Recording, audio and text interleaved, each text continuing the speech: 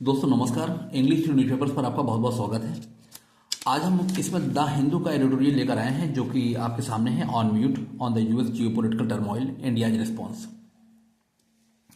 देखिए, सैटरडे जनवरी 17 2026 का ये एडिटोरियल है जो कि हम पढ़ने जा रहे हैं। शुरू करते हैं इसकी हेडिंग से। Heading on mute. On mute क्या है? देखिए, म्यूट यहाँ पे नाउन है, ठीक है। वैसे यूजुअली म्यूट जो होता है एडजेक्टिव होता है, लेकिन यहाँ पे जो ऑन म्यूट है ना, तो ये म्यूट यहाँ पे नाउन है। तो ऑन म्यूट कब हम प्रयोग करते हैं? यूजुअली इलेक्ट्रॉनिक गैजेट्स में हम इसका प्रयोग करते हैं, फ़ोन को लेकर या फिर किसी ऐसे लैपटॉप वगैरह को लेके। ये जब हम इसका प्रयोग करते हैं कि जैसे put your phone on mute during the class. So put your phone on mute during the class का मतलब अपने फ़ोन को शांत, मतलब क्लास के दरमियान शांत रखो। शांत रखो का मतलब don't let any alarm etcetera go of.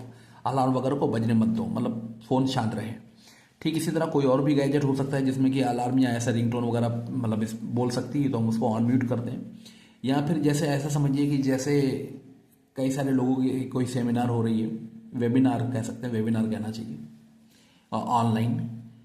तो जब वहाँ स्पीकर बोलता है, एड्रेस करता है और सुनने वाले कई सारे होते हैं, तो फिर यूजुअली ये रिक्वेस्ट की जाती है कि you are suppose to go on mute while the speaker is speaking, यानी कि आप ऑन म्यूट हो जाते हैं जब स्पीकर बोल रहा होता है। तो क्योंकि जब स्पीकर बोलेगा, मान लीजिए जितने सारे मेंबर्स और भी सुन रहे हैं वो भी बोलना शुरू कर देंगे, तो फिर आवाज़ समझ में नहीं आएगी, फिर तो एक तरह का वो केओस हो जाएगा वहाँ पे। तो इसलिए ऐसा या तो सेंट्रलाइज्ड कंट्रोल होता है कि सबको ऑन म्यूट कर दिया जाए स्पीकर की ओर से, या फिर उनसे रिक्वेस्ट की जाती है पर्सनली कि you please go on mute, आप शांत हो जाएं, ऑन म्यूट हो जाइए और स्पीकर को बोलने दीजिए। तो फिलहाल यहाँ पे जो बात हो रही है on mute on the US geo political turmoil India's response, US पर हो रही है। यूनाइटेड स्टेट्स इस समय न्यूज में है, पता ही है आपको। जियो पोलिटिकल टर्मोइल, टर्मोइल कहते हैं केओस को, डिसऑर्डर को, ट्यूमुल्ट को, TUMULT, chaos, disorder, tumult, uproar, commotion, ये सारे इसके सिनोनिम्स पैरेलल्स हैं, सिनोनिम्स हैं, पैरेलल्स कह सकते हैं, सिनोनिम्स कह सकते हैं। जियो पॉलिटिकल क्या होता है? देखिए, जियो पॉलिटिकल हमने यहाँ पे थोड़ा सिंप्लीफाई करने के लिए कुछ वर्ड्स अलग से लिख रखे हैं, वही आपने देखा था एक झलक उसकी, हम लाते हैं इस। देखिए, जो जियो पॉलिटिक्स है वो क्या है? This is the study. हम पॉलिटिकल्स यहाँ इसमें तो AL लगा हुआ है जियो पॉलिटिकल, लेकिन हमने जो लिया है वो नाउन लिया है। जियो पॉलिटिक्स क्या होती है? Geopolitics is the study of the fact. ये क्या है? This is the study of the fact of size, position, economy, population. Means how the size of a country और the position of a country, the economy of a country और the population of a country affect means influence its power और its relations with other countries. मतलब किस प्रकार एक देश का आकार, उसकी स्थिति, उसकी अर्थव्यवस्था और उसकी जनसंख्या उसकी शक्ति को और उसके संबंधों को प्रभावित करती है। इतनी बात समझ में आ गई? मतलब हम क्या करते हैं, हम जियो पॉलिटिक्स के अंतर्गत हम क्या करते हैं कि हम वो एक ऐसा अध्ययन करते हैं जिसमें कि किसी भी देश का, चूंकि जियो पॉलिटिक्स है ना, पॉलिटिक्स तो अब जाहिर सी बात है, पॉलिटिक्स इंडिविजुअल तो होती नहीं, व्यक्ति की तो होगी नहीं, हम राष्ट्र की ही बात करेंगे। और खासकर किसके संदर्भ में? जब अब जियो की बात लगी हो तो जियो का मतलब क्या हुआ? पूरी जियोग्राफी में।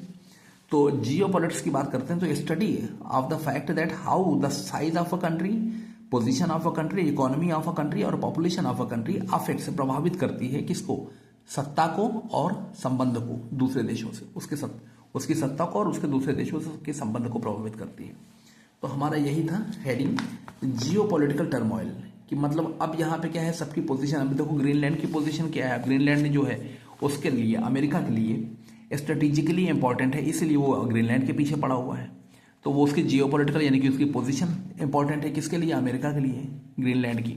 अब भारत का क्या है? भारत का ये है साउथ एशिया, तो साउथ एशिया हमारी पोजीशन अलग हो गई। इसी तरह से दूसरे जो देश हैं उनकी सबकी अलग अलग पोजीशन होती है। तो वही कह रहे हैं कि study of the fact that how the size, position, economy, population of a country affects और influences the power, its power and relations with other countries. ये है जियो पॉलिटिक्स। ठीक है, हम आगे कुछ और भी शब्द हैं, हम उनको देख लेते हैं एक बार, हमारे लिए आसान हो जाएगा समझना। टर्मोइल आया है यहाँ पे, देखो टर्मोइल हमने कहा ना, स्टेट ऑफ कंफ्यूजन यानी कि भ्रम की स्थिति।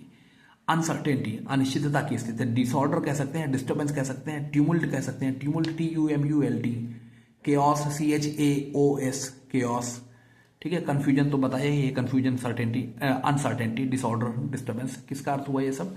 टर्मोइल का, ठीक है। सिंगुलर भी है यूजुअली और अनकाउंटेबल भी। असर्शन क्या होता है? असर्शन का मतलब एक फर्म स्टेटमेंट होता है, यानी कि एक दृढ़ मतलब तथ्य जो अपने बारे में या अपनी बात कह सकते हैं आप, असर्शन कहेंगे।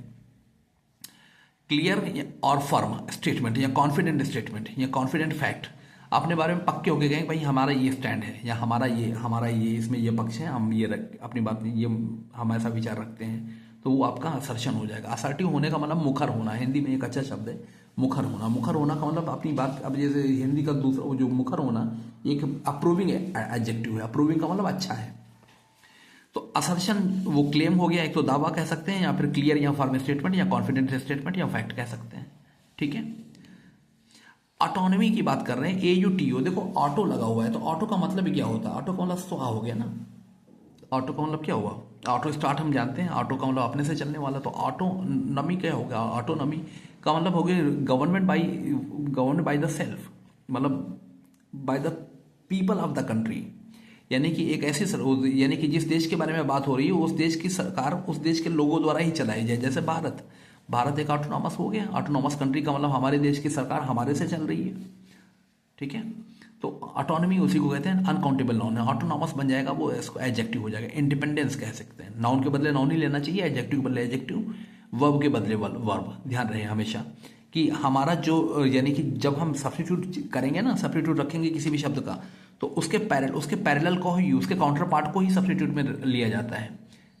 अगर नाउन को बदलना है तो नाउन को ही लाएंगे, फिर एडजेक्टिव को बदलना है तो एडजेक्टिव को ही लाएंगे, वर्ब को बदलना है तो वर्ब को ही लाएंगे, एडवर्ब को बदलना है तो एडवर्ब को ही लाएंगे। तो अगर ये ऑटोनॉमी जो है ये अनकाउंटेबल नाउन है तो इसके बदले में कोई ऐसा ही नाउन ही आएगा। अब काउंटेबल अनकाउंटेबल की बात नहीं है, लेकिन नाउन का सब्स्टिट्यूट नाउन ही होगा। तो इंडिपेंडेंस है, सेल्फ गवर्नमेंट है, ठीक है। अब आया है नेक्स्ट वर्ड, आगे इसमें आएगा अनलीश समथिंग। इससे पहले भी आ चुका है, हमने एक्सप्लेन भी किया है शायद आपको। अनलीश समथिंग का मतलब देखिए, लीश जो होता है LEASH, लीश जो होता है ये एक नाउन भी है और ये वर्ब भी है। ये क्या है? ये नाउन भी है और वर्ब भी है, चेक कर लेना आप, ठीक है। तो जो लीच होती है, जो कुत्ता जो घुमाते हैं लोग, आपने देखा होगा आपके शहरों में, मतलब लोग कुत्ता मिल जाते हैं, लोग कुत्ते को जंजीर से बांधकर घुमाना शुरू करते हैं। तो वो जो कुत्ते को बांधते हैं वो क्या होता है? वो लीश होती है। The dog was on the leash या dog is on the leash, यानी कि ऑन द लीश का मतलब जंजीर पे है, यानी कि बंधा हुआ है। अब जब उसको आप अनलीश करेंगे तो आप क्या करते हैं? आप उसको फ्री कर देते हैं। तो अनलीश समथिंग। और कुत्ता क्या होता है? कुत्ता का मतलब जाहिर सी बात है वो पढ़ा लिखा इंसान तो है नहीं, वो तो किसी को भी काट सकता है। तो अब जब आप किसी बात को अनलीश करते हैं तो आप उसको मुक्त करते हैं, यानी कि उसको आज़ाद करते हैं किसी खासकर बुरी स्थिति को या बुरी कहते हैं कि सिचुएशन को जो कंट्रोल में थी अभी तक। तो वही कह रहे हैं, to release something from a leash, to release something from a leash या to release something from control. आप लीश की जगह फ्रॉम कंट्रोल है या फ्रॉम अ चेन कह सकते हैं। तो किसी चीज को मुक्त करना, यानी कि बंधन से आजाद कर देना है। Let it have its effect, यानी कि उसको उसका प्रभाव होने देना। अब ऐसे समझ लीजिए जैसे आर्मी को अगर अनलीश कर दे इंडिया, तो आर्मी को अनलीश कर दिया यानी कि army is on the leash, यानी कि हमारे देश की जो वो सेना है किसी कारण से, तो वो क्या है? वो नियंत्रण में है, हमारे प्रधानमंत्री हमारे राष्ट्रपति के अधीन है। और जब अगर हमारे प्रधानमंत्री और राष्ट्रपति जब इसे अनलीश कर देंगे किसी दुर्घटना पर, यानी किसी आतंकवादी हमले को लेकर, तो इसका मतलब आर्मी मुक्त हो गई, तो अब आर्मी मारना शुरू कर देगी जो भी दुश्मन होगा हमारे देश का, ठीक है। तो अनलीश समथिंग का मतलब वही हो गया, लीच का अन बनाया है, अनलीश मतलब release the force of something bad. आप ऐसे भी कह सकते हैं, release the force of something bad, ठीक है। देखो शब्द हैं, उनको एक्सप्लेन करने के एक नहीं कई ढंग होते हैं। अब आता है अनेक्स, एक वर्ड आया है इसमें। अनेक्स का मतलब क्या होता है? To take position of a country और एन एरिया ऑफ लैंड। ये ग्रीनलैंड के कॉन्टेक्स्ट में है। US wants to annex Greenland का मतलब क्या होता है? US want to occupy Greenland, in other words. Annex आया है, ANNEX, ये फॉर्मल टर्म है। ये फॉर्मल का मतलब ये वैसे ही है, ये पॉलिटिक्स में आया करता है। अब देखो एनेक्सेशन यही ऐसे ही इसका नाउन हो जाएगा। ANNEX एनेक्स है, ये वर्ब है, और ANNEXATION ये नाउन हो जाएगा। और एनेक्सी जो होती है, अब देखो ध्यान रखिएगा, इसमें थोड़ा सा ध्यान रखिएगा। हाँ, यहाँ पे ई नहीं है, एक्स पर खत्म हो रहा है, और यहाँ पे ई आ गया है, ठीक है, अंतर समझना। तो ये जो ई आ गया है यहाँ पे एनेक्सी, तो इसका मतलब क्या हो गया, ये एक एक्स्ट्रा बिल्डिंग होती है, एंड अपेंडिक्स भी कह सकते हैं, लिस्ट भी, जैसे बुक के अंत में अगर हमने कहा कोई एनेक्सी है तो इसका मतलब देयर इज एन अपेंडिक्स का मतलब एक लिस्ट होती है उसके अंत में, जिसमें कि हमें पता चल जाता है क्या है अपेंडिक्स, वही हो जाएगा। ये किताब के कॉन्टेक्स्ट में आ गया अपेंडिक्स यहाँ पे, ठीक है। और वैसे क्या हो गया, एन एक्स्ट्रा बिल्डिंग, जैसे आप किसी भी वहाँ जाइए, गवर्नमेंट ऑफिसेस में जाइए, तो वहाँ पे क्या होता है, एनेक्सी होती है। एनेक्सी का मतलब ये हुआ कि जहाँ सरकार के जो क्या कहते हैं कार्यालय होते हैं मुख्य, कैपिटल वगैरह में खासकर, तो वहाँ पे अलग से कोई एनेक्सी होती है, जिसमें कि कई सारे और भी सारे डिपार्टमेंट्स होते हैं, उनके अलग से और भी बिल्डिंग्स होती हैं। तो एक बिल्डिंग से काम नहीं चलता, मेरा कहने का मतलब ये था। तो एनेक्सी वो हो गया। तो अब इसके बाद आगे आते हैं टू मैंडेट समथिंग। मैंडेट का मतलब क्या होता है, मैंडेट का मतलब to make it necessary, to make it compulsory.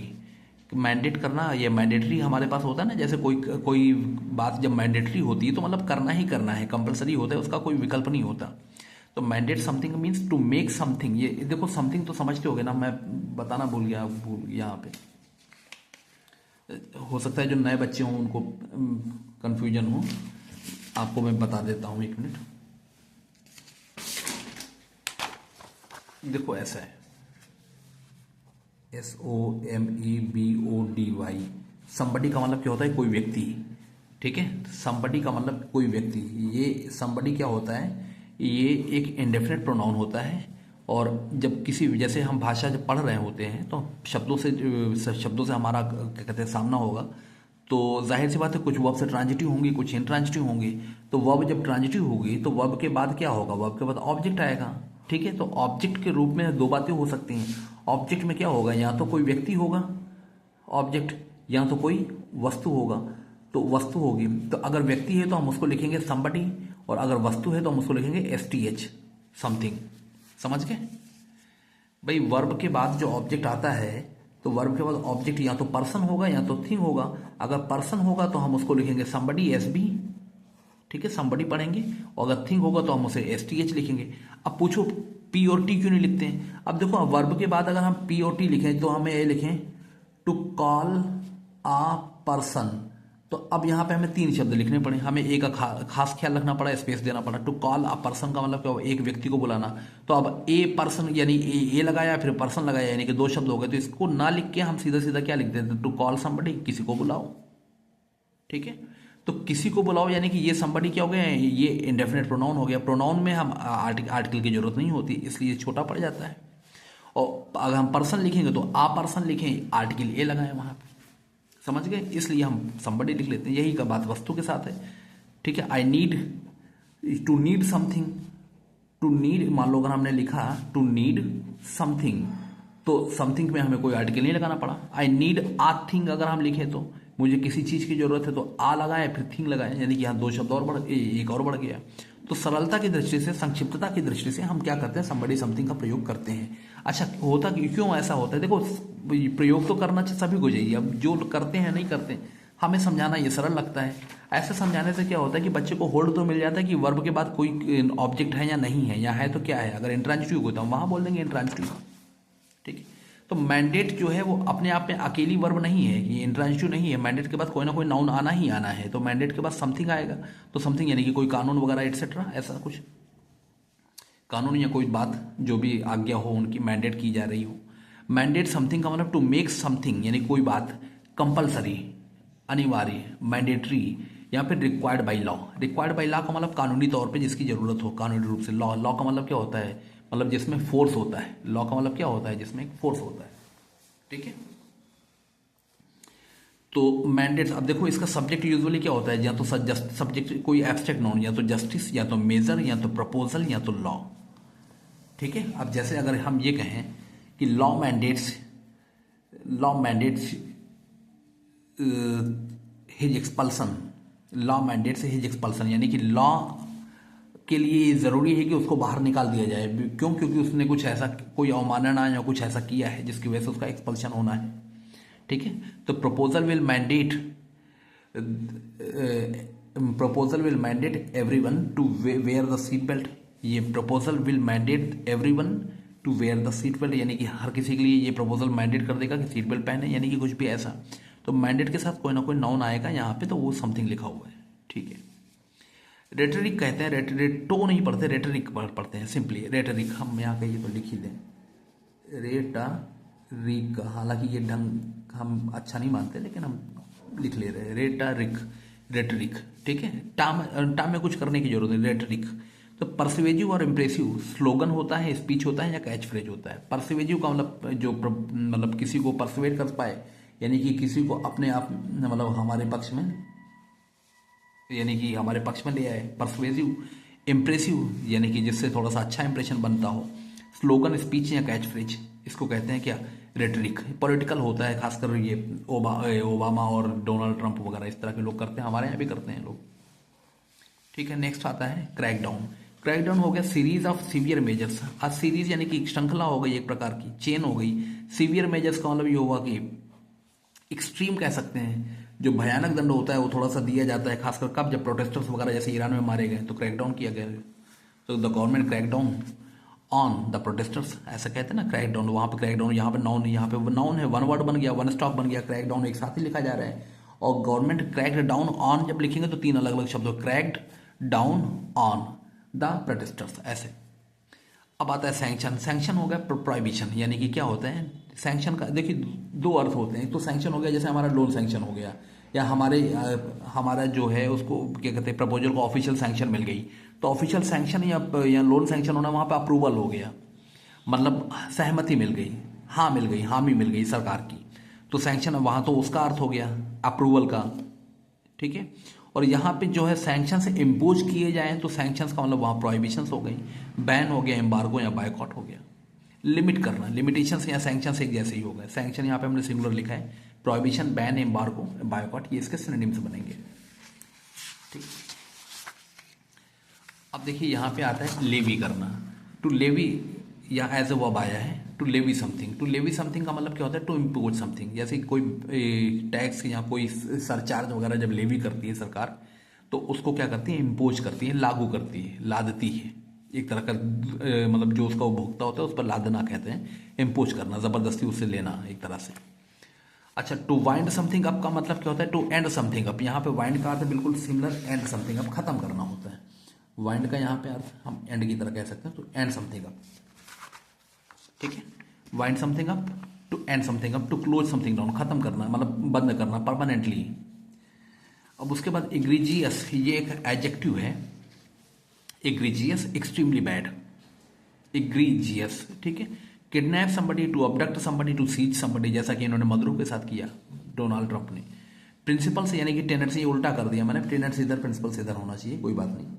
तो टेनेट से जो होता है वो क्या होता है, वो प्रिंसिपल्स होता है, ठीक है। बेसिक टेनेट्स कहते हैं तो बेसिक प्रिंसिपल्स कहते हैं, टेनेट्स इधर होना चाहिए, उल्टा कर दिया।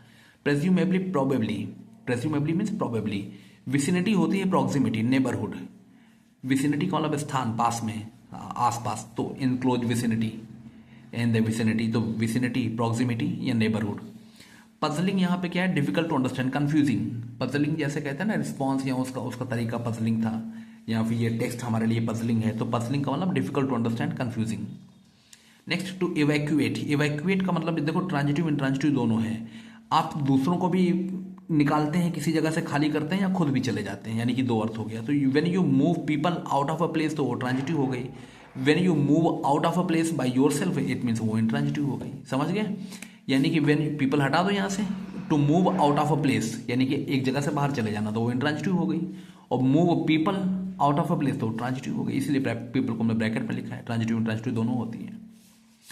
मोटिवेशन, अब हम ग्रामर का शुरू करने जा रहे हैं, ग्रामर शुरू करेंगे इसमें जल्दी ही पढ़ाना, तो हम अपने हिसाब से समझाएंगे, तो फिर वो आसान हो जाएगा हमें पैसेज पढ़ाना, एडिटोरियल पढ़ाना।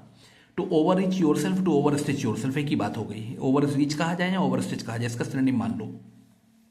To try to do more than you are able to do, यानी कि जितनी तुम्हारी सामर्थ्य उससे ज़्यादा फैल जाना, एक तरह का। To try to do something more than you are able to do, यानी कि जो आप कर सकते हैं उससे ज़्यादा करने की कोशिश करना, यही वो कर रहा है, डोनाल्ड ट्रंप कर रहा है।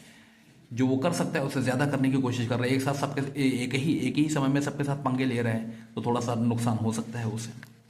मूवमेंट, प्रोग्रेस, वे फॉरवर्ड, उसको मूवमेंट कहेंगे यहाँ पे। एक तो मूवमेंट गति हो गई, तो गति का मतलब क्या होता है, अब यहाँ प्रगति इन टर्म्स ऑफ बेटरमेंट या टुवर्ड्स बेटरमेंट, तो वो प्रोग्रेस हो गया, way forward. To paint something, to paint something का मतलब क्या हुआ, पेंट करना का मतलब अब यहाँ पे वहाँ ये नहीं कि नेरोलैक पेंट कर रहा है, पेंट का मतलब तस्वीर बनाना एक तरह से अपने शब्दों से, अपनी बातों से। तो to show something, to portray something specially inaccurately, खासकर ईएसपी लिखते हैं या ईएसपी, चलो पूरा लिख देते हैं, पता नहीं लिखा है कि नहीं लिखा है इससे पहले, स्पेशली एक्यूरेटली, सॉरी इनएक्यूरेटली, मतलब समझा रहा हूं एक मिनट।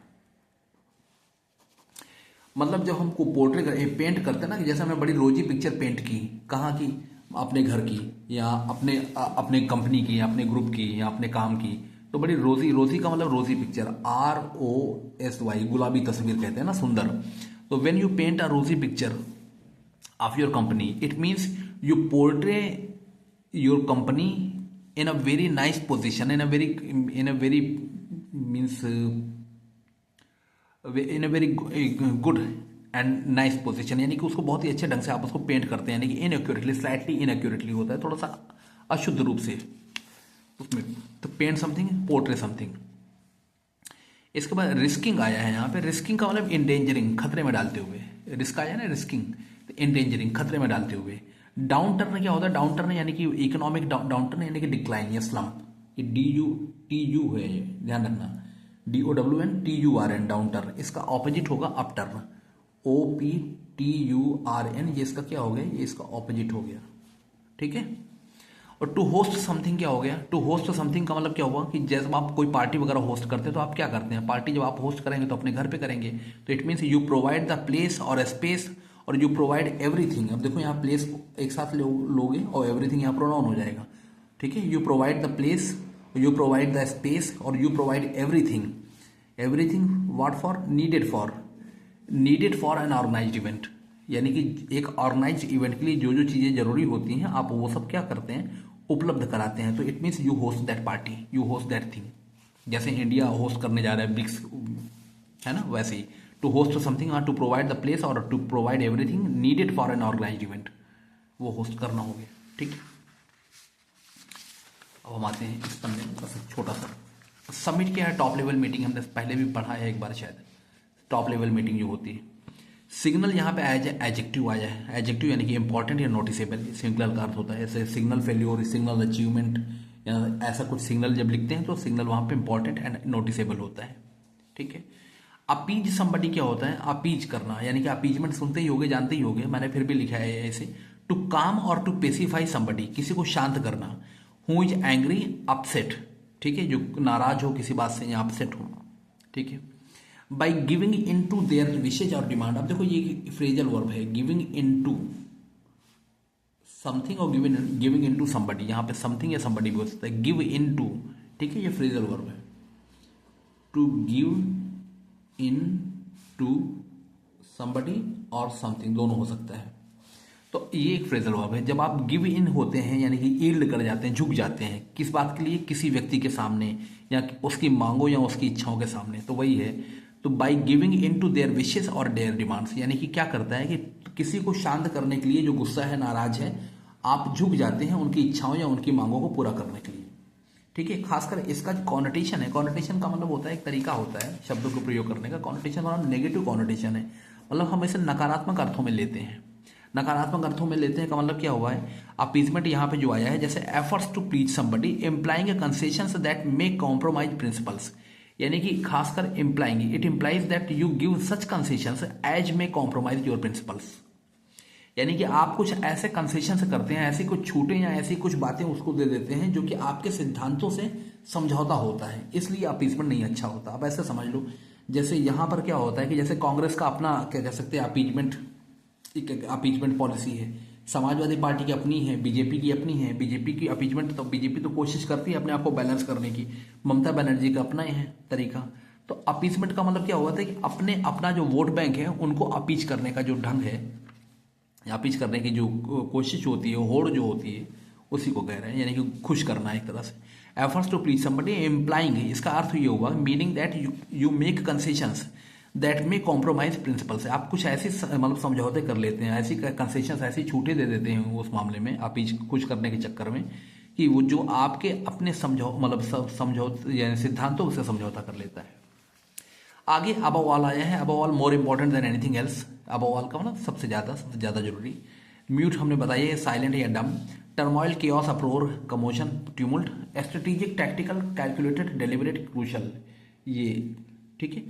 अब ये देखो हमने कुछ एग्जांपल सही थे ऑन म्यूट के, लेकिन अब ये कि हमने अंत में हेडिंग से जुड़ी बातें हमने अंत में लिखी। एग्जाम्पल पर नजर डालो। Oops, I was on mute, let me unmute now. Oops का मतलब गलती से, ठीक। ओ, आई वॉज ऑन म्यूट यानी कि मैं म्यूट पर था। लेट मी अनम्यूट नाउ यानी आपने माइक उठाया और आप बोलने जा रहे हैं, यानी कि आप कुछ बोल रहे हैं लेकिन आपने ध्यान नहीं दिया, आप म्यूट पर थे। तो लेट मी अनम्यूट नाउ यानी कि मैं अपने आप को अनम्यूट कर लेता हूँ। The teacher asked everyone to go on mute except the speaker. Teacher ने कहा कि सब लोग ऑन म्यूट हो जाओ, to go on mute except the speaker. Put your phone on mute during the class और ड्यूरिंग द मीटिंग, ये हो गया। चलिए अब हम आते हैं पैसेज में, ठीक है। On mute, on the US geo political turmoil, India response, Bharat का जवाब। अब देखो यहाँ पे जो सब हेडिंग दिए है वो ये है, इंडियाज इंटरेस्ट यानी कि भारत के जो हित हैं, कैन बी सिक्योर्ड, वो सुरक्षित रह सकते हैं, कैन बी सेफ कह सकते हैं, ओनली बाई असर्शन यानी कि अपना फर्म कमिटमेंट हम जब करें, क्लेम करें, of its strategic autonomy.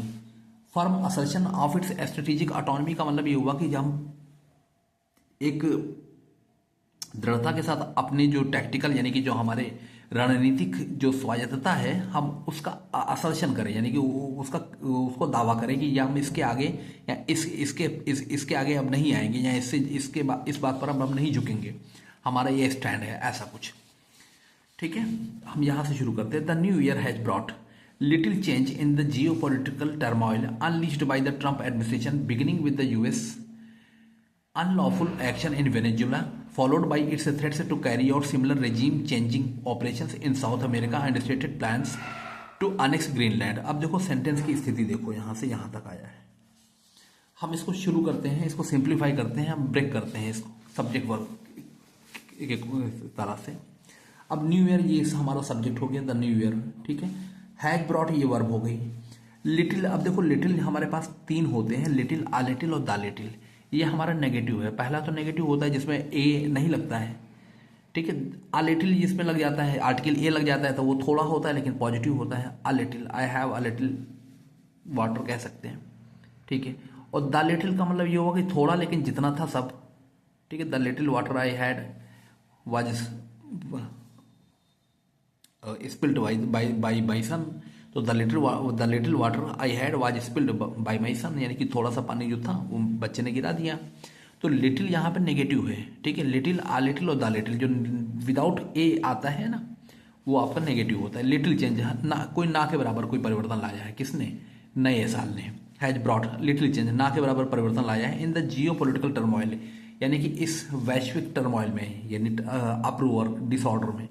अनलिस्ड by the Trump administration यानी कि जो कि unleashed by, released by the Trump administration, caused by कह सकते हैं द ट्रंप एडमिनिस्ट्रेशन, जो ट्रंप एडमिनिस्ट्रेशन के द्वारा कॉज किया गया है। बिगिनिंग विद द, अब देखो यहां से यहां तक आया है, ये सेंटेंस हमारा मेन तो खासकर ये है। अब इसके आगे इन्होंने फ्रेज जोड़ी है बिगिनिंग विद से, beginning with the USS unlawful action in Venezuela, followed by its threats to carry out similar regime-changing operations in South America and stated plans to annex Greenland। annex का मतलब बताया था occupy करना, ठीक है। अब देखो ये हमने जो जोड़ा है इसमें कोई सब्जेक्ट नहीं है यहाँ पे। ये beginning with the US unlawful action in Venezuela यानी कि जो शुरू होता है यूएस के अनलॉफुल यानी कि गैर कानूनी कार्य से इन वेनेजुएला में, फॉलोड बाई और जो आगे बढ़ता है, by its, followed by its threats, जो जिसके बाद उसकी थ्रेट्स आती हैं, धमकियां आती हैं। टू कैरी आउट, ये कर देने की, कैरी आउट का मतलब क्या होता है, करना। Similar regime changes operation, regime changes का मतलब क्या होता है कि यानी जैसे गवर्नमेंट चेंजिंग, रिजीम का मतलब होता है सत्ता, रिजीम चेंजिंग ऑपरेशन है, ऐसे सत्ता परिवर्तन करने वाले ऑपरेशंस को कैरी आउट यानी कि अमल में ले आना। इन साउथ अमेरिका में। And stated plans, and stated का मतलब क्लेम्ड यानी कि प्रोनाउंस्ड, स्टेटेड का मतलब क्या होता है, जैसे ये कह सकते हैं ना कि ये तो हमारा स्टेटेड इंटेंशन है। स्टेटेड इंटेंशन का मतलब हमारा बोला हुआ इरादा है, यानी कि हमने कहा है कि हम ऐसा करेंगे। तो स्टेटेड का नाम मुखरित कह सकते हैं इसको, हिंदी में अगर अच्छे शब्दों का प्रयोग करें तो मुखरित कह सकते हैं, स्टेटेड प्लान्स। तो स्टेटेड का मतलब जो प्रोनाउंस्ड प्लान्स है, यानी कि जो उसने क्लेम कर रखा है, दावा कर रखा है, stated plans to annex Greenland. ठीक है, तो मेन सब्जेक्ट हमारा यही है, the new year has brought, ये वर्ब हो गई, लिटिल चेंज ये ऑब्जेक्ट हो गया।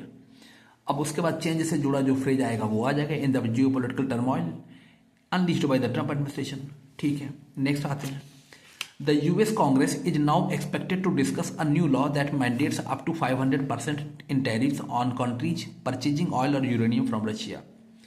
कह रहा है कि यूएस कांग्रेस यानी कि यूएस की सरकार का Congress is now expected to discuss, अब आशा की जाती है कि वो डिस्कस करेगी, बहस करेगी, अ न्यू लॉ यानी कि डिस्कशन होगा, डिबेट होगा एक न्यू लॉ पर, दैट मैंडेट्स जो कि नेसेसरी कर, जो कि ये कानूनी ताकत देता है या कानूनी वैलिडेट करता है एक तरह से, mandate up to 5% up to 500% tariff, 500% in tariffs on countries purchasing oil और यूरेनियम फ्रॉम रशिया।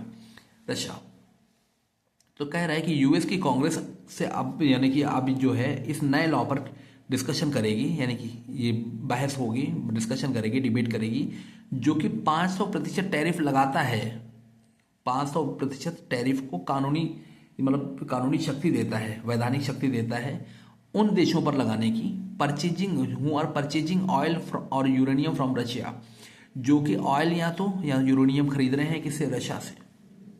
समझ गए, यानी कि अब ये लॉ जो है वो मैंडेट कर रहा है, न्यू लॉ दैट मैंडेट्स। तो ये मैंडेट का सब्जेक्ट यहाँ पे क्या हुआ, मैंडेट का सब्जेक्ट यहाँ पे लॉ है, law mandates up to 500% in tariff on countries, यानी कि लॉ जो है ये कानूनी ये प्रावधान बनाएगा कि वे लोग जो रशिया से तेल और यूरेनियम खरीद रहे हैं वो 500% टैरिफ बढ़ाएं, दे मतलब पे करें।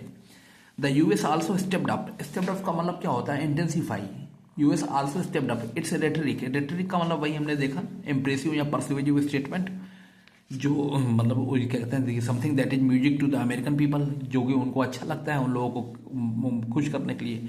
The US also stepped up its rhetoric against Iran for crackdowns against protesters, यानी कि उसने अपना रेटरिक ईरान के लिए मतलब ईरान पर भी जो है, ईरान के खिलाफ भी अपना बढ़ा दिया, इंटेंसीफाई कर दिया, बार बार बोलने लगा स्टेप अप करना है अगेंस्ट ईरान फॉर क्रैकडाउन्स, यानी कि जो उसने क्रैकडाउन्स लिए, स्ट्रिक्ट मेजर्स अपनाए अगेंस्ट प्रोटेस्टर्स, जो वहां पे विरोध करने वाले लोगों के लिए के खिलाफ, इम्पोजिंग मोर सैंक्शंस, यानी कि और ज्यादा प्रतिबंध लगाएंगे, and threatening to attack it, और उनको थ्रेटनिंग का मतलब थ्रेटन करना, ठीक है, टू अटैक इट, और उस पर हमला करने की धमकी देना। ये क्या है, यूएस आल्सो सॉरी, यूएस यहाँ फिर सब्जेक्ट है, स्टेप्ड अप ये वर्ब है आपका, इट्स रेटरिक ये ऑब्जेक्ट हो गया यहाँ, against Iran for crackdowns against protesters, imposing more sanctions and threatening to attack it, ये केवल पार्टिसिपल क्लॉज वगैरह जैसे जोड़ी गई है इसको, against Iran for crackdowns against protesters, imposing ये लगाया हुआ है, इम्पोज करते हुए क्या, मोर सैंक्शंस और ज्यादा प्रतिबंध इम्पोज करते हुए और उनको धमकाते हुए, हमले की धमकी देते हुए। इन सोशल मीडिया पोस्ट, एक सोशल मीडिया पोस्ट में मिस्टर ट्रंप ने कहा, in a social media post, Mr. Trump said that he would levy an additional 25% tariff on trade with any country doing business with Iran, and the US is doing business with Iran, and the US is pushing India to wind up operations at Chabahar port where India has invested billions of dollars। अच्छा, ये यहाँ से जो है ये हम इतना हिस्सा अलग कर लेते हैं, ठीक है, ये हिस्सा अलग हो जाता है। हालांकि उन्होंने जोड़ दिया है, दरअसल होता क्या है कि एक ही सेंटेंस में ज्यादा से ज्यादा लंबा घसीट देते हैं एक ही बात। In a social media post mister Trump ने कहा ही would levy an additional 25% tariff on trade, यानी कि वो एक एडिशनल अतिरिक्त 25% टैरिफ लेवी करेंगे, इम्पोज करेंगे विद एनी कंट्री, किसी भी देश पर, एडिशनल 25% टैरिफ ऑन ट्रेड यानी कि व्यापार पर, with any country doing business with Iran, जो कि ईरान से बिजनेस कर रहा होगा, किसी भी देश पर जो कि ईरान से बिजनेस कर रहा होगा या ट्रेड कर रहा होगा, उसे 25% एडिशनल टैरिफ उस पर लेवी करेगा कौन, मिस्टर ट्रंप ने कहा, US. And US is pushing India, और इंडिया को पीछे पड़ा, India is pushing India to wind up operation, means asking India, और प्रेशराइजिंग इंडिया। पुशिंग का मतलब यहाँ अर्थ हो गया प्रेशराइजिंग, पुश करना मतलब किसी को पुश करना, यानी कि धक्का देना, यानी कि प्रेशर बनाना एक तरह से। तो US is pushing India to wind up का मतलब हमने बताया था end up, close down operations at Chabahar port Iran में अपना ऑपरेशंस बंद करे, where India has invested billions of dollars, जहां पे इंडिया ने इतना पैसा लगाया है, इन्वेस्ट किया है बिलियंस ऑफ डॉलर्स। अब ये कह रहे हैं इन द फेस ऑफ, यहां तक in the face of such aggressive and unilateral actions. Unilateral का मतलब एक तरफा होता है, यूनि का अर्थ ही एक तरफा होता है, ठीक है, यूनि का मतलब सिंगल होता है, तो यूनिलेटरल का मतलब एक पक्षी है। तो इन द फेस ऑफ का मतलब in the event of such aggressive and unilateral actions, यानी कि ऐसे आक्रामक और एक पक्षी कार्यों को देखकर। New Delhi responses have been muted, New Delhi की जो अनुक्रियाएं हैं, जवाब है वो म्यूटेड है। म्यूटेड का मतलब सबड्यूड कह सकते हैं। यहाँ पे जो म्यूटेड का अर्थ अगर हम अच्छा दें आप, MUTED, सबड्यूड, सब दबे हुए, नॉट नोटिसेबल, ठीक है, यानी कि वो जवाब जो है स्पष्ट नहीं है, सबड्यूड कह सकते हैं। तो New Delhi responses have been muted when not weak, वो यानी कि दबे हुए हैं, व्हेन नॉट वीक, अगर वो कमजोर नहीं है तो। The ministry of external affairs has expressed deep concern over events in Venezuela but did not mention the US egregious action of kidnapping the Venezuelan president and his wife, nor did it refer to the violation of basic tenets of international law. अब देखो neither nor sentence है। Ministry of external affairs MEA has expressed verb हो गई, ministry subject हो गई, ministry of external affairs. Deep concern यानी कि चिंता, गहरी चिंता व्यक्त की है ओवर इवेंट्स इन वेनेजुला पे होने वाली जो घटनाएं हैं उन पर गहरी चिंता व्यक्त की है, बट डिड नॉट मेंशन, लेकिन मेंशन नहीं किया the egregious action of kidnapping, यानी कि जो एक्सट्रीमली बैड, एग्रीजियस उन्हें बताया ना, extremely bad action of kidnapping, यानी कि अबडक्टिंग कह सकते हैं, यानी कि किडनैपिंग का जो कार्य उन्होंने कितना बुरा कार्य किया यूएस ने, उस पर कुछ नहीं, उसका मेंशन नहीं किया, यानी कि गहरी चिंता तो व्यक्त की लेकिन उस पर कोई मेंशन नहीं किया उसका, कोई कि ऐसा क्यों किया इन्होंने। The Venezuelan president, US egregious action of kidnapping the Venezuelan president and his wife, यानी कि वेनेजुला के प्रेसिडेंट और उनकी पत्नी को अपहरण करने का जो इतना बुरा कार्य जो किया है, इसका मेंशन इंडिया ने अपनी गहरी चिंता में नहीं किया, केवल ऐसे ही व्यक्त किया गहरी चिंता। नॉर डिड इट, और ना ही, अब देखो नॉर से जुड़ा है ना, नॉर के साथ जब हम लगाते हैं तो हमारी क्या होती है, ये इन्वर्जन कहते हैं इसको, हम आगे पढ़ेंगे कि इन्वर्जन कैसे होता है। इन्वर्जन का मतलब क्या होता है कि जब हेल्पिंग वर्ब, खासकर पहली helping verb, first helping verb जब सब्जेक्ट से पहले आ जाती है तो उसको इन्वर्जन कहते हैं। तो यहाँ पे डिड इट के, नॉर इट डिड रेफर ऐसे कह सकते हैं, नॉट इट रेफर कह सकते थे, लेकिन नहीं, सही तरीका यही है, ग्रामेटिकल है। हम आगे देखेंगे कि इन्वर्जन कैसे चलता है, कैसे काम करता है, ठीक है, बहुत अच्छा होता है ये। और हमारे पास कुछ ऐसे सेंटेंसेस हैं जो कहीं नहीं मिलेंगे।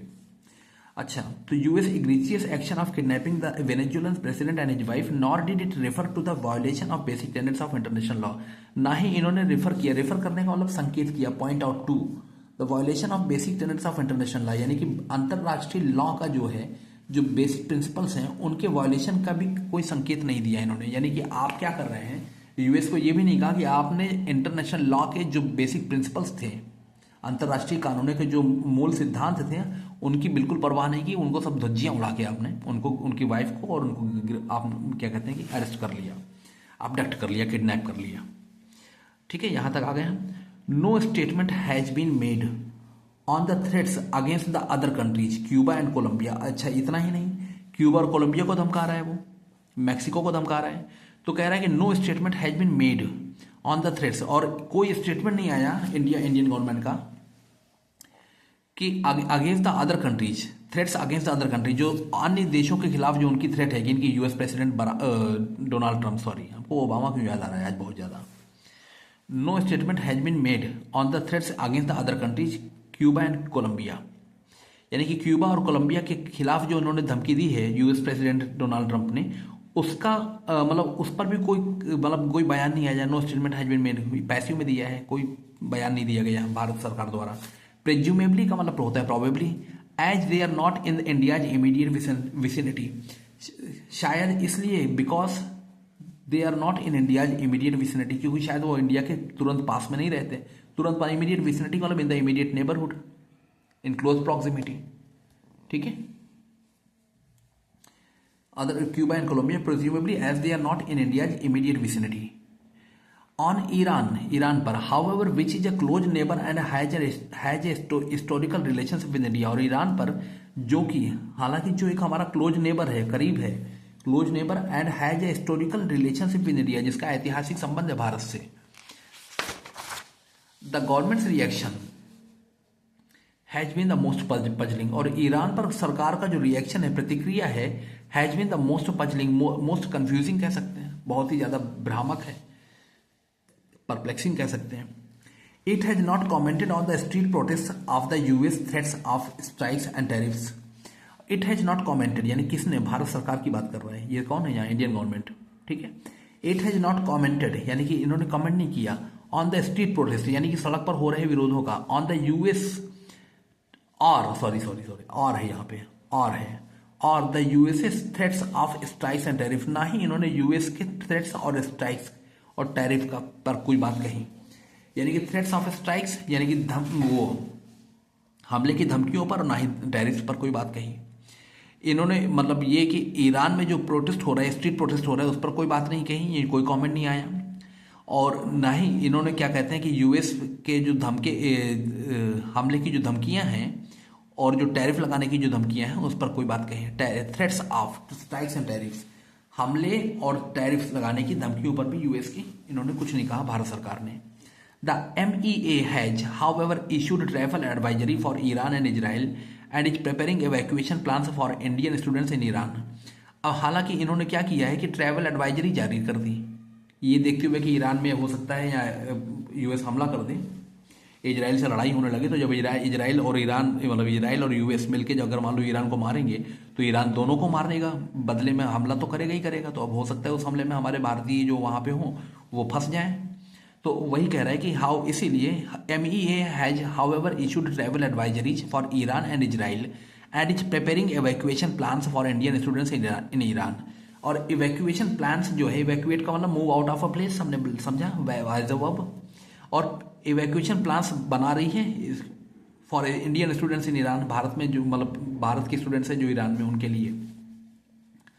Government officials also say India will reduce it's trade with Iran further from current low levels. Government के ऑफिशियल्स ये भी कहते हैं कि India will reduce it's trade, यानी कि भारत जो है अपना ट्रेड ईरान के साथ कम कर देगा। Officials also say India will reduce it's trade further from current low levels, यानी कि वर्तमान जो निचला दर है, स्तर है, उससे भी कम। फर्दर फ्रॉम, फर्दर का मतलब more from current low level. Further का मतलब क्या होता है, देखो फर्दर कंपैरेटिव फॉर्म है, यहाँ पे ध्यान दो, यहाँ पे देखो मैं बताता हूँ। फार FA है ये, ठीक है, और इसका फारदर कह सकते हैं FARTHER, और फारदेस्ट FARTHEST। देखिए जमीन पर जो हम दूरी की बात करते हैं तो वहाँ FAR आता है, फारदर, फारदेस्ट, ठीक है, डिस्टेंस ऑन ग्राउंड। और अगर हम डिस्टेंस ऑन ग्राउंड की बात नहीं करते, हम और आगे की बात करते हैं, जैसे पढ़ने की बात करो, तो हमने कहा कि वो अब आगे नहीं पढ़ना चाहती, तो she doesn't want to study. अब वहाँ आगे का मतलब ये कि जहां तक उसने पढ़ा है उसके आगे, तो फार की जगह FAR नहीं आएगा, फिर FURTHER, फर्दर हो गया वहां पे, ठीक है। या मैं इसके आगे नहीं जाना चाहता तो I don't want to go further. Further का मतलब in terms of some discussion, यानी कि कोई बहस या कोई बात हो रही है, रेफरेंस की बात हो रही है, अब इससे आगे हम उन लोगों के बारे में बात नहीं करना चाहते, तो वहाँ फर्दर आएगा। और इसका सुपरलेटिव होगा FURTHEST, ये सुपरलेटिव हो जाएगा, ठीक है, फार, फर्दर, फर्देस्ट, ठीक है। तो ये जो है, हाँ कहाँ पे, तो फर्दर जो है ना, Iran further from current low levels, यानी कि जो हमारा लो लेवल है और भी नीचे इससे जाएगा, यानी कि और ट्रेड कम कर देगी भारत सरकार ईरान से, ये कहना का अभिप्राय है। Government officials also say India will reduce it's trade, कि भारत अपना ट्रेड कम कर देगा with Iran further from current low levels, वर्तमान निचली दर से और कम हो गया। अच्छा, द गवर्नमेंट से मोटिवेशन, अब देखो मोटिवेशन यहाँ पे इसका अर्थ हुआ रीजन्स, REASONS, रीजन्स। अब कहोगे रीजन्स इसका अर्थ होता है, हाँ होता है। मोटिवेशन से प्लूरल है, यानी कि हमारे कारण है, हमारे कुछ अलग कारण है, तो वो है। अब इन नॉट नेमिंग जो है, अगर नेमिंग को और अच्छा होगा आप सीधा सीधा ब्लेमिंग कर दो, BLAMING, नेमिंग मीन्स ब्लेमिंग। अब नेम का अर्थ आप कहोगे ब्लेम अर्थ नहीं, यहाँ पे बिल्कुल सूट करेगा। यहाँ पे नेम का मतलब pin point a name, pin point a name का मतलब specifically you point out the persons name who is a wrong doer, यानी कि आप उसका नाम लेते हैं ना, तो नाम करने वाला ब्लेम करना एक तरह से, तो नेमिंग को यहाँ पे बिल्कुल परफेक्टली फिट है ब्लेमिंग, नेमिंग और blaming. Government's motivation in not naming the US, यानी कि सरकार के जो कारण है, reasons, in not blaming the US, यानी कि यूएस को जो ब्लेम नहीं कर रही सरकार, for its obvious overreach. Overreach का मतलब ये कि try to do more than you are able to do. तो जितना तुम कर नहीं सकते उससे ज़्यादा करने की कोशिश कर रहे हो, तो ओवर रीच योर सेल्फ। इसके बाद रिफ्लेक्सिव प्रोनाउन आता है, over reach your self. The governments motivations in not naming the US, यानी कि सरकार के कारण इन not blaming the US for its obvious, अपनी उसकी स्पष्ट over reach, can be explain यानी कि समझी जा सकती है। कैन बी एक्सप्लेन यानी कि जब कोई भी चीज एक्सप्लेन की जा सकती है, इसका मतलब ये कि उसके कारणों को समझा जा सकता है। कैन बी एक्सप्लेन यानी कि वो समझा जा सकता है। कारण यह है कि does not want to have any kind of, कह सकते हो कि कोई पंगा नहीं लेना चाहती किससे, सरकार से, यूएस की सरकार से, भारत सरकार। क्योंकि अभी हमारा यानी कि जो कह सकते हैं कि डायरेक्शन है, हम अभी नॉन कमिटल है। इसको जो स्टेट जो बता रहे हैं ना, ये जो एडिटर महोदय जो बोल रहे हैं ये हिंदू के, ये दरअसल इस स्टेट को कहते हैं नॉन कमिटल। हालांकि ये जो है यहाँ पे थोड़ा सा और थोड़ा आगे आना चाहिए हमारी सरकार को। नॉन कमिटल का मतलब क्या हुआ कि हम तटस्थ हैं अपनी जगह, यानी कि we are showing that we are not siding with anyone, यानी कि हम ये दिखा रहे हैं कि हम किसी के पक्ष में नहीं हैं। जब हम पर जब कोई बात आती है तो फिर हम देखेंगे आगे हमारी दोस्ती किससे, खासकर रशिया से है। जो हमें जो करना होगा हमारे स्ट्रेटेजिक कैसे इंटरेस्ट में जो हमारे लिए अच्छा होगा वो हम करेंगे। तो ये जो बता रहे हैं कि यूएस को नहीं मतलब ब्लेम करने के लिए ये कारण समझे जा सकते हैं, can be explained. After a tense year in ties, यानी कि टेंस का मतलब तनाव से भरे हैं। After a tense year in ties and a failure to conclude the India US bilateral trade agreement, यानी कि एक टेंस ईयर जो संबंधों, टाइज का मतलब रिलेशंस, यानी कि संबंधों में एक टेंस यानी कि तनावान्वित वर्ष जो बीता है, एंड फेल्यूर और एक असफलता रही, टू कंक्लूड यानी कि अच्छी तरह से खत्म कर पाना the India US bilateral trade agreement, यानी कि इंडिया यूएस का बायलैटरल ट्रेड एग्रीमेंट जो है वो नहीं अच्छे से कंक्लूड हो पाया, अच्छे से अपने एंडिंग पर या अपने क्लोजर पर नहीं आ पाया। There is some hope of some movement on relation soon, यानी कि some hope of some movement, some progress यहाँ पे होगा। मूवमेंट का मतलब देखिए ऐसी कुछ आशा है कि कुछ प्रगति होगी ऑन रिलेशन सून, यानी कि हमारे अमेरिका के संबंधों में। Soon means in the times to come. US ambassador यहाँ तक हो गया। अब देखो एम्बेसडर की जो है सर्जियो गोर आए थे यहाँ। US ambassador to India Sergio Gor has painted an optimistic future for ties beginning with the trade agreement and the inclusion of India in the US's high technology partnership Pax Silica next month. यानी कि US ambassador to India US यानी कि भारत में Sergio Gor, यानी कि भारत के जो US ambassador हैं सर्जियो गोर, हैज पेंटेड यानी कि उन्होंने पेंट की है एक रोजी पिक्चर, यानी कि ऑप्टिमिस्टिक फ्यूचर। एक क्या हुआ, ऑप्टिमिस्टिक किसे कहते हैं? ऑप्टिमिस्टिक का मतलब ये हुआ कि जो फुल ऑफ ऑप्टिमिज्म हो, यानी कि जिसमें आशा हो, आशावाद हो जिसमें हो। तो एक ऐसी पिक्चर इन्होंने तस्वीर दी है, यानी कि आशावादी भविष्य की जो है तस्वीर इन्होंने पेंट की है फॉर टाइज, संबंधों को लेकर। Beginning with the trade agreement, यानी कि जो शुरू होता है ट्रेड अग्रीमेंट से, and the inclusion of India in the US high technology partnership, और जिसमें कि ये भी है कि इंक्लूजन ऑफ इंडिया, भारत को भी शामिल किए जाने की बात हो रही है इन द यूएस हाई टेक्नोलॉजी, उच्च यानी कि ये टेक्नोलॉजी तकनीकी वाले पार्टनरशिप, यानी कि जो समझौते वो साझेदारी है। पैक्स सिलिका एक तरह का ये फोरम बना रहे हैं यूएस, जिसमें कि भारत को भी इंक्लूड किया जाने की बात की है इन्होंने। तो वो उसके लिए कह रहे हैं कि he has painted an optimistic future for ties beginning with the trade agreement, जो कि ट्रेड एग्रीमेंट से शुरू होगी, and it will go up to the inclusion of India in the US high technology partnership Pax Silica next month. और अगले महीने भारत के inclusion में, पैक्स सिलिका में इंक्लूजन तक आएगा, यानी कि इंक्लूजन यानी कि पैक्स सिलिका में साझेदारी पर आएगी। ऑफिशियल्स में आर्ग्यू, ऑफिशियल्स यानी कि जो हमारे रिप्रेजेंटेटिव्स हैं, गवर्नमेंट रिप्रेजेंटेटिव्स हैं, सरकारी बंदे हैं, में argue that little can be gained by speaking up now, यानी कि अभी बोलकर, मतलब स्पीकिंग अप नाउ का मतलब ये हुआ to vent out your thoughts, यानी कि अपने जो विचार हैं उनको अगर हम सामने रख देंगे अभी यूएस के खिलाफ या कुछ बातें हम बोल देंगे तो उसका कुछ फायदा नहीं है। फिर देखो यहाँ जो लिटिल आया है उसमें कोई आर्टिकल नहीं आया है, इसका मतलब यहाँ दोबारा फिर लिटिल नेगेटिव है। लिटिल कैन बी गेन्ड यानी कि कुछ नहीं मिलेगा, ये कहने का अभिप्राय हो गया। बाई स्पीकिंग अप नाउ यानी कि अभी बोलकर मैं वेंटिंग आउट योर एंग्स्ट और एंगर अगेंस्ट यूएस, तो यूएस के खिलाफ बोलकर अभी कुछ मिलेगा नहीं। ऑफिशियल्स में आर्ग्यू, ऑफिशियल्स ऐसा तर्क कर सकते हैं। And risking another down turn in ties, और उससे क्या होगा अगर मान लो अभी हमने कोई अपना गुस्सा निकाला यूएस पे बोलकर, यानी कि कोई ऐसा बयान देकर, तो फिर रिस्किंग का मतलब इंडेंजरिंग हो गया, बताया था अभी। एंडेजरिंग अनदर डाउन टर्न, यानी कि स्लम्प। डाउन इकोनॉमिक मामले में तो स्लम्प कहते हैं, डाउन टर्न का मतलब क्या होता है, डिक्लाइन कह सकते हैं, अनदर डिक्लाइन इन टाइस। यहाँ संबंधों की बात हो रही है तो यहाँ तो बिजनेस तो बाद में है, संबंधों की बात हो रही है तो डिक्लाइन कर लो, ठीक है, डिक्लाइन लिखेंगे हम। और अगर ये इकोनॉमिक टर्म्स में अगर हम होता तो हम स्लम्प कह सकते थे। However each new threat by the US is hurting ordinary Indians, हालांकि हर नई धमकी बाय द यूएस के द्वारा इज हर्टिंग ऑर्डिनरी इंडियंस, एक सामान्य हर्टिंग ऑर्डिनरी इंडियंस, सामान्य भारतीयों को हर्ट कर रही है, यानी कि चोट पहुंचा रही है। अजेलिंग कह सकते हैं, हर्टिंग का मतलब अफेक्टिंग कह सकते हैं, अफेक्टिंग एडवर्सली कह सकते हैं, एंड द इंडियन इकोनॉमी, और भारतीय अर्थव्यवस्था को भी। अबव ऑल का मतलब more important than anything else. Above all India stands to lose economically, reputationally and in terms of its other relationships as well. और इंडिया, यानी कि इन सबसे ऊपर बात क्या है कि इंडिया स्टैंड्स टू लूज का मतलब India loses. Stand to lose का मतलब क्या हुआ, जैसे if you stand to gain का मतलब यू गेन, ठीक है। तो स्टैंड्स टू लूज यानी कि भारत खोता है क्या, इकोनॉमिकली आर्थिक रूप से, रेपुटेशनली सामाजिक मतलब प्रेस्टीज के रूप में, in terms of prestige India loses, India is losing something in terms of economy, in terms of reputation यानी कि prestige, and in terms of its other relationships as well, और भी कुछ और संबंधों के मामले में भी भारत खो रहा है। In a year where it hopes to host, यानी कि एक ऐसे वर्ष में खो रहा है, यानी कि अगर 2026 की बात कर रहे हैं। In a year where it hopes to host, जहां वो आशा कर रहा है ब्रिक्स समिट को होस्ट करने की, यानी कि ब्रिक्स समिट को कंडक्ट करने की, ठीक है। आप उसको होस्ट करेंगे तो आप उसको कंडक्ट ही तो करेंगे ना, इतनी बात समझ में आ रही है, ठीक है। Above all India stands to lose economically, reputationally and in terms of its other relationships as well, यानी कि इकोनॉमिकली भी खो रहा है और रेपुटेशनली भी खो रहा है, और दूसरे भी और जो देशों से संबंध है उनसे भी जा रहा है, ठीक है भाई।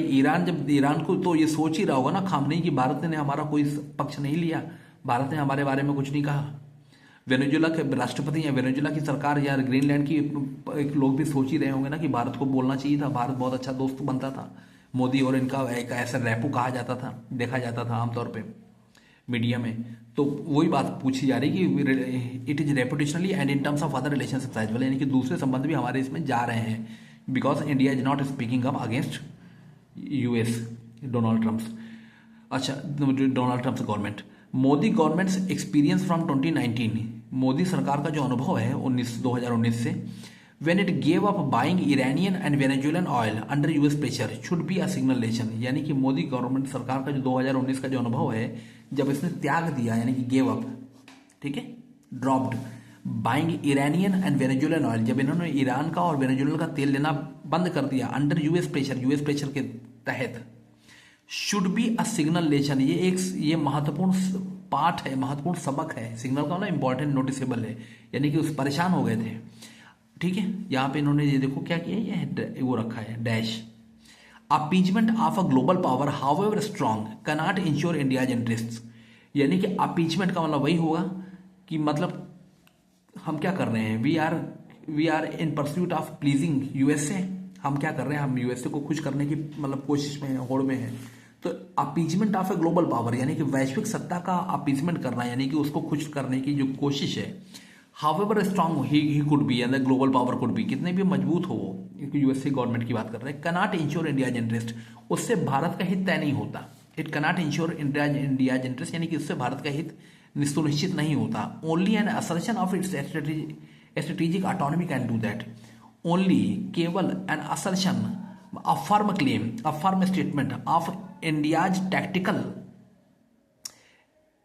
ऑटोनॉमी, यानी कि ऑटोनॉमी का मतलब self government can do that, क्योंकि भारत का अपना एक इंडिपेंडेंट स्टैंड है और एक इंडिपेंडेंट पॉइंट ऑफ व्यू है, और वो इसको अच्छा नहीं मानता, यानी कि कुछ भी वेनेजुएला में जो हुआ वो उसको नहीं अच्छा मानता, और ईरान में जो हो रहा है वो भी नहीं अच्छा मान रहा है। और आप जो हैं you are flouting, you are going against, you are breaking up international law, आप इंटरनेशनल लॉ को ब्रेक कर रहे हैं। यही सब बातें इन्होंने जो कही हैं। हालांकि इन्होंने गवर्नमेंट सरकार मतलब जो हमारी जो मोदी गवर्नमेंट है उनसे कहा है कि आप बहुत ही शांत हैं इस मामले में, जहां कि आपको नहीं होना चाहिए। You should be voicing your concerns, means vociferously, मुक्त भाव से आपको अपनी बात कहनी चाहिए, ठीक है। तो दोस्तों ये रहा हमारा आज का एडिटोरियल। हमारी कोशिश थी कि हम इसमें सारी बातें पढ़ें, हमने पढ़ा भी, और आपको जैसा भी लगा हो आप इसका अपना फीडबैक दीजिएगा। अगर आपको इसमें कुछ अच्छा लगा हो, कुछ अच्छा मिला हो, तो लाइक शेयर सब्सक्राइब जैसा कि होता है प्लीज़ करिएगा। Thank you.